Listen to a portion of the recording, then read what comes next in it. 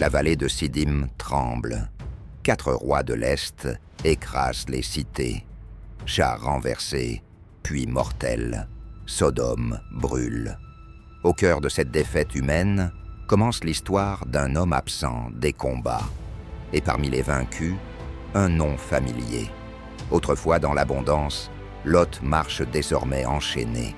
En quittant Abram pour Sodome, il a tout perdu. Richesse, murs et liberté. Il avance vers l'exil avec sa famille. Mais dans la nuit, un survivant s'échappe et court jusqu'aux chênes de Mamré. Couvert de poussière, le rescapé s'effondre aux pieds d'Abram. Un seul message, Lot a été emmené. La paix pastorale se brise. Sans hésitation, le berger devient stratège, l'oncle devient libérateur. L'action commence, mais il ne part pas seul. 318 hommes se lèvent, pas des mercenaires, mais les fils de la maison. Lances ajustées, visage ferme, sans discours. Seule la loyauté parle. La foi se met en marche. À la nuit tombée, une frappe dans l'ombre se prépare. L'ennemi dort. Abram divise ses forces et frappe. Le feu éclate, la panique s'installe. L'armée géante fuit dans la confusion.